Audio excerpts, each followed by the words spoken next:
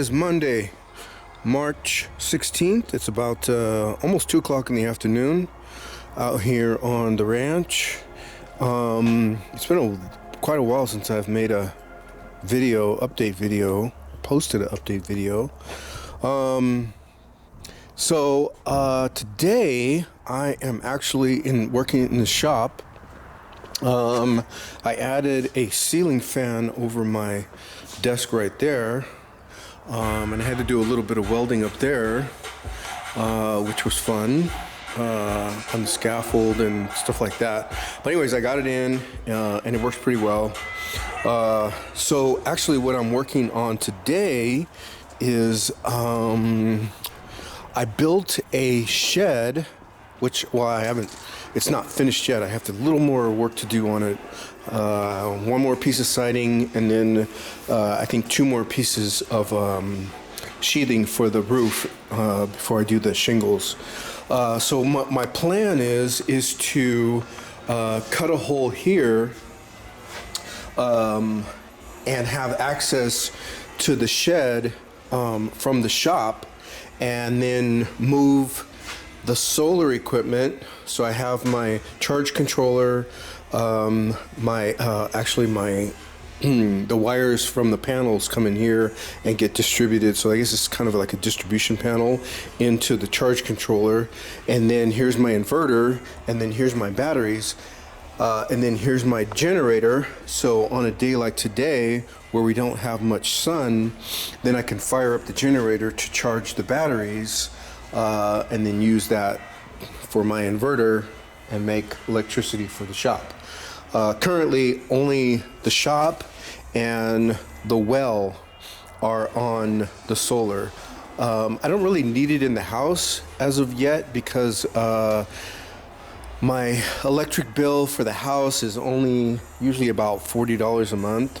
So I don't really need it in there yet. So what I'm about to do now, I have my grinder here. I'm about to cut open the access into the shed.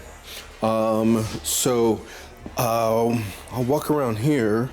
So here's the shop, and then here's the shipping container. So my grand plan is to, once I move the solar equipment off of this wall, I can cut a hole from the shop into the shipping container, so I don't have to walk all the way around out here in the cut to get to the door for the shipping container to grab tools and stuff like that.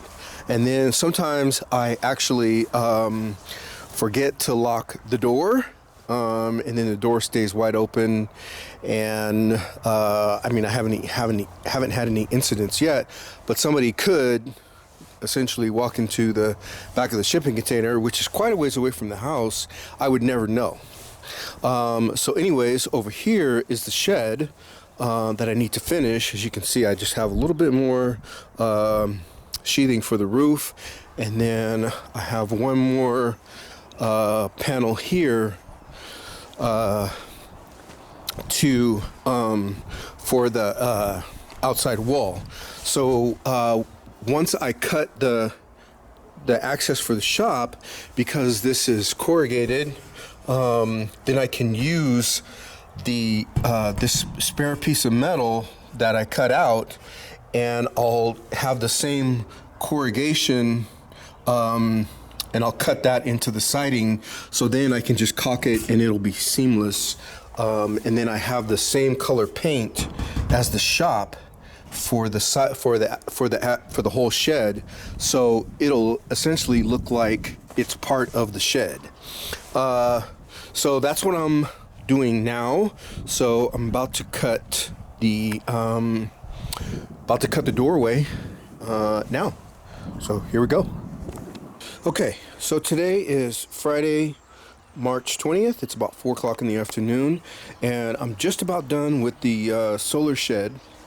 So I got it painted, when was that, yesterday? So it looks like that.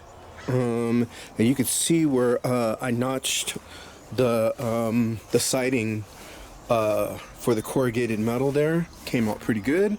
You can barely tell that. I mean, it looks like it was built here when the shop was here, pretty much. So all I have left to do is I have a couple more rows of shingles to put up there, and you can see my exhaust pipe for my generator, which I'll show you in a second. So that's the outside, so there's no doors, no windows or anything like that. So the only access is from the shop. So as you come around here into the shop, I just finished welding the exhaust pipe for the generator. So in here, I cut out the doorway. So in here, I'll have my compressor, the generator, and so now I don't have to. I kept having to push the generator outside on rainy days and stuff like that, so it would sit outside. And to charge the batteries for the solar. So now I don't have to do that. I can just run the generator in here. All I have to do is push a button on there, fire it up, it starts, and then let it run for however long I want it to run. So I'll probably have a door on here, and then just let it do its thing. And so now my plan is to move the batteries and the solar equipment over here. So right now the batteries are here. There's 12, I can't remember the capacity of the batteries, but there's 12 batteries there. So my power panel I'll put here on this wall here, and then take the plywood off, and then cut and access here into the shipping container, so that I don't have to I can have access into the shipping container straight from the shop.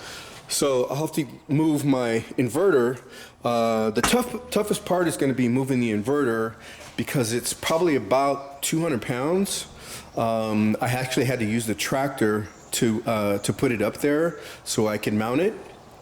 So that's going to be a little bit of a challenge. So then my combiner board for the solar panels is here. That's a piece of cake. And then my charge controller is here. That's a piece of cake. And then the batteries. So all that will move into here. Bada bing, bada boom. And then cut open the door into the, or cut open the doorway and access into the shipping container. And then I'll be good to go. So that's what. So right now I'm about to finish the shingles on the shed, and then I'm going to cut the grass out there. The grass is getting kind of longer than I would like to have it.